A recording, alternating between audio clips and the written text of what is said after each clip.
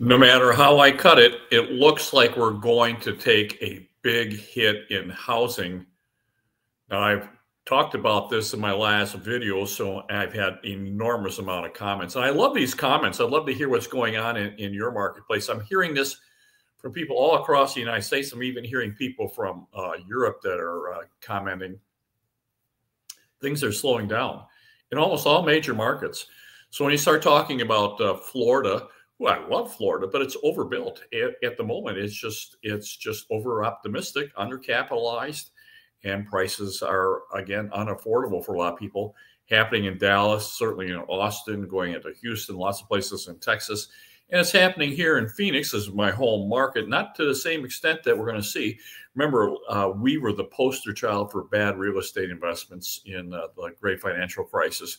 We just lost. My portfolio dropped 70% on some of the properties. Now, it didn't matter to me because I'm an income investor, but 70% is 70%. It opened up enormous amounts of buying opportunities. But those people who were over leveraged, they were just in deep trouble. And that's what's happening now.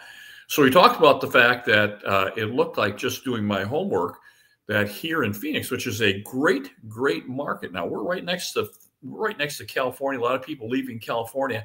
First stop on the home watch is Arizona. Great governance, low taxes, great climate, and just a great business environment. I mean, we're getting chip manufacturers like crazy and a lot of startups. So this is a very good market. It's a great market. We've got the Taiwan semiconductor plant that's going to put like $65 billion, put in tens of thousands of jobs. This has really been a big boom for us. I'm thinking we're going to take a shellacking here on prices. It's awful. So the reason I'm talking about this is when you purchase a piece of property, makes a big difference whether it's going to be successful for you or not.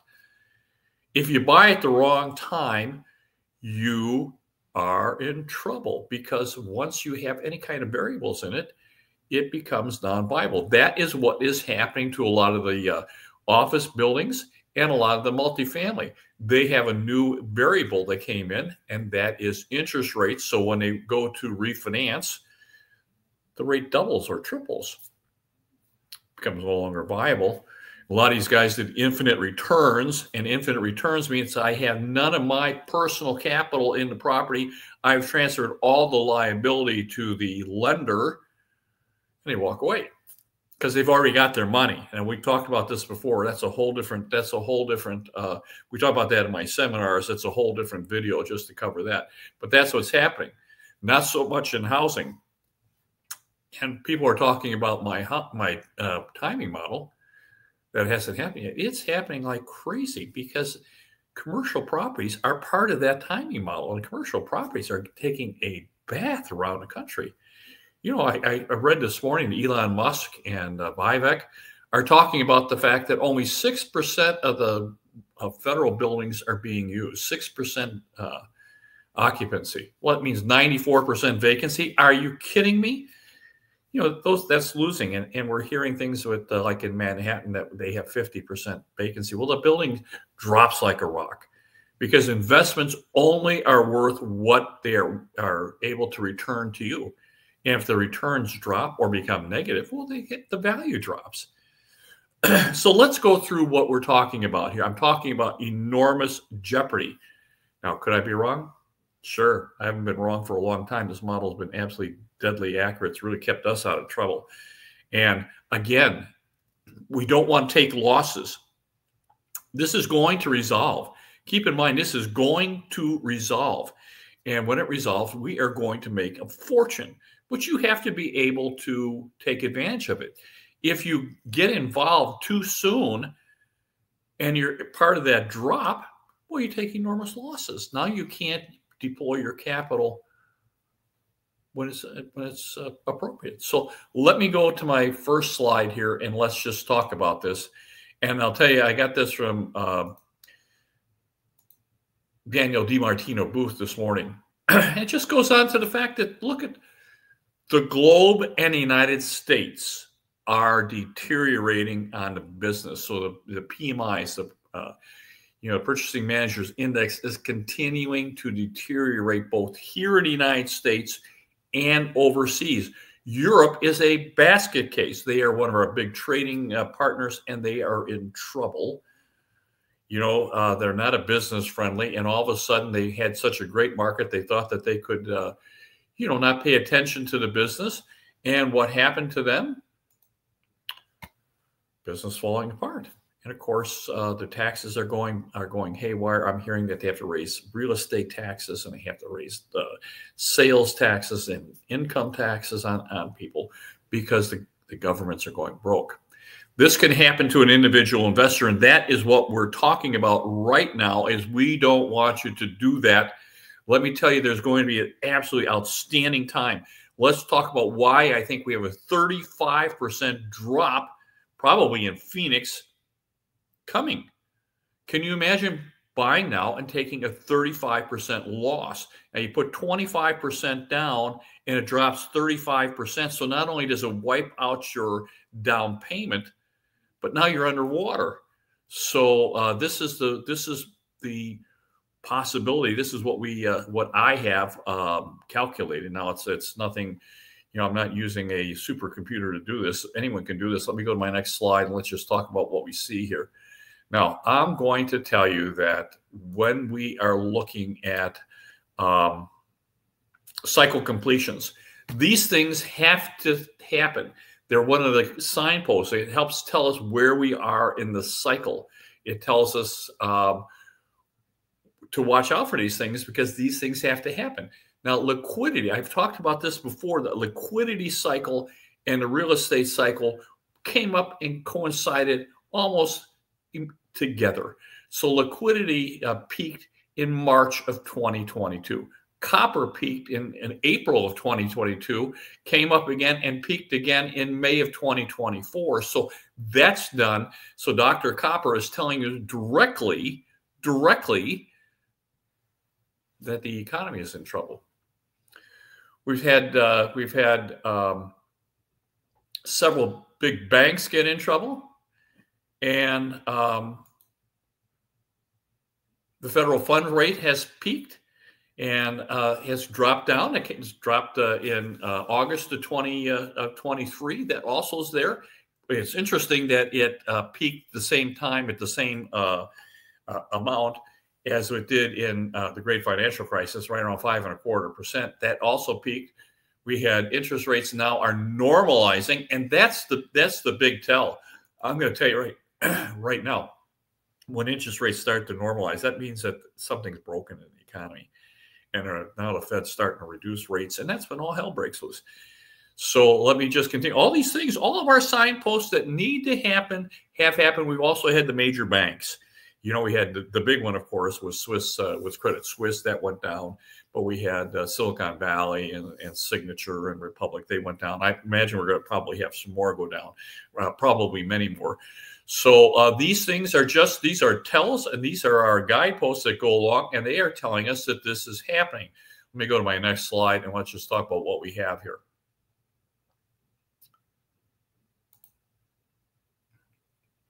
And I'm telling you that risk is very, very high. We are up here. We are completing. This is like a 2-year plateau, and we're finishing it, and we're starting this journey down. Now, I want you to look at this. I'm going to tell you that this is going to come down to where it is and level off right about here. And this is right around 2016, 2017. This was 2020, 2019, 2020. And I think it's going to come down below then. I think we're going back to 2017, 2018 prices just to stabilize. Now, when the pendulum swings and it comes down, it never stops where it's supposed to. So it continues down. That's why I think it may go to 2017 prices, 2018. That would be a devastating. So here in Phoenix, I am thinking that it is probably going to go to 35%, maybe goes 40% reduction. That would then cure affordability, right? That would certainly cure affordability. And that's the market curing an extreme. It happens all the time. That's what it does. I keep preaching this, and I know everybody wants to jump in. It's a 2-year window. Let's wait.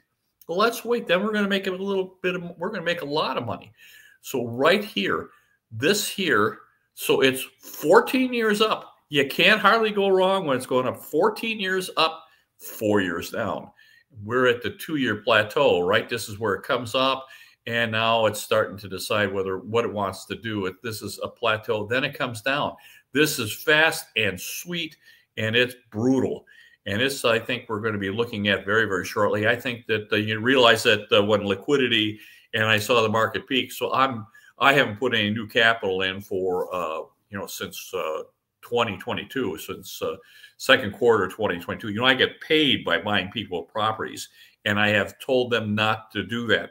It's detrimental to me, but it's a great deal for them, because if you lose 35%, you are in deep doo-doo. And I think that's where we're going. Let me go to my next slide, and let's just take a look at this and see what we've got. Now, I want you to look real close at this. I want you to look really, really close at this, because this is the work coming from Charles Hugh Smith. Now, I've alluded to this. I haven't really gone over this too terribly much. Let me go back here to the slide. Now, this is bubble number one. This is the great financial crisis. It came down, and honestly, we did not really get to recover. It should have come down here a little further, but if you recall, the Federal Reserve started injecting all kinds of liquidity. China put a lot of money into this thing as well across the globe, and that filtered into us. But they started buying back mortgage-backed securities. They started putting in liquidity, and it never really completed. Now, then we came in, we finished this little bit of completion, then it started back up. So 14 years up, here we went 14 years, and we are here. And just like in mine, his bubble and my bubble, my chart looks very, very similar, completely different analogies to them. It's just a completely different look at it. We're coming to the same conclusion. Now, he thinks it's 35%, but we went down almost 70%. I'm going to tell you, some of the properties in my portfolio in Phoenix in 2009 dropped 70%. Now, the rent didn't really get affected too much. Now, remember, we have in my portfolio, we talk about maximize the tenant, not maximizing the rent, and that saved us last time around because we had very good tenants. We weren't charging more than they should have been. Remember, rents are charged in are charged in a range. There's a top range and a low range. We put it at the low range and made sure that our tenants were happy. That saved us.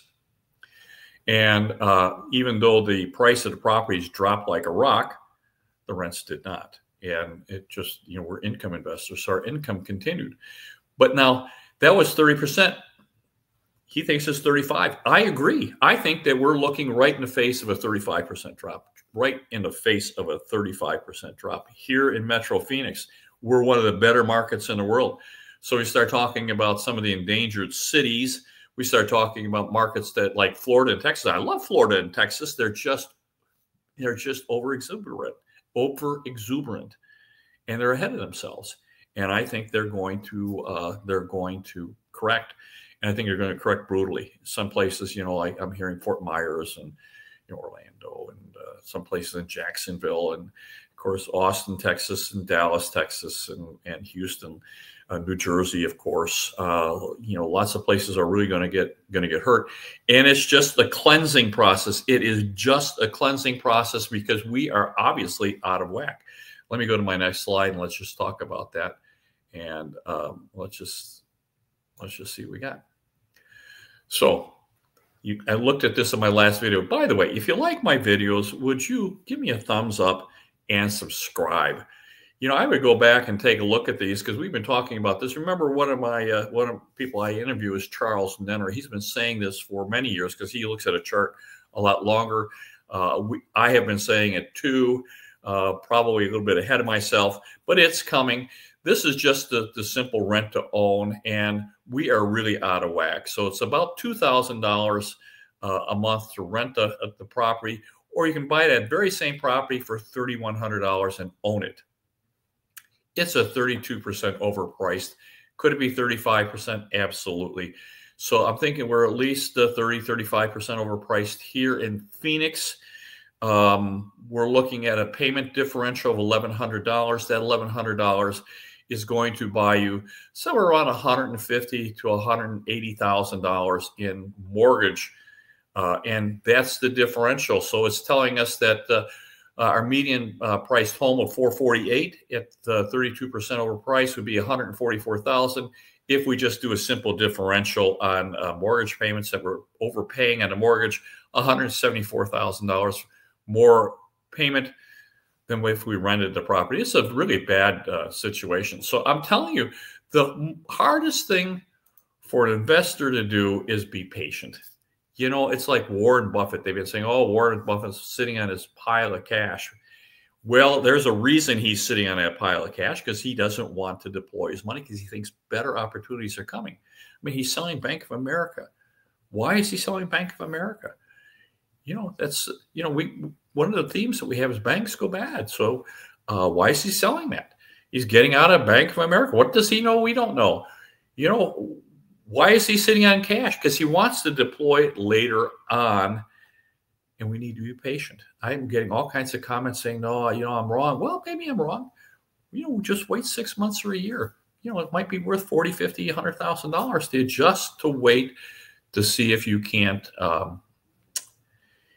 you know, maybe, you know, if I am wrong, we're going to know pretty doggone quick. So let's see what we got. So this is where I am.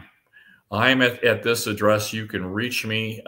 We are getting ready. We're taking names and numbers that you can reach us. Here, let me open that up a little bit for you to find out if you want to work with us. We are going to have a couple of different programs so you can join together with other investors. If you don't have enough money to buy your own property, we're going to put investors together, maybe put them into a pool so that you can take advantage of the. I think we're going to have an explosive market coming. I think we're going to make a tremendous amount of money, but not yet. I think this is coming down. I think we're going to make a lot of money at the time, but we do have to have the correction. It's obviously, to me, I've been in business for 50 years. I've made lots and lots of money for myself and for my clients. I am very, very cautious. I am not buying. We're doing 1031 exchanges because there are endangered cities around this country that you should get out of. You know, get into the better marketplaces. Certainly, if you've got, I would highly recommend coming here to Phoenix. It's a very dynamic. It's good governance. You know, great climate, great schools. You know, crime-free, and the explosive growth here. So, you know, we're stalled a little bit, but we're going to go. So if I can help in any way, you've got my numbers. My very, very best to you. Bye.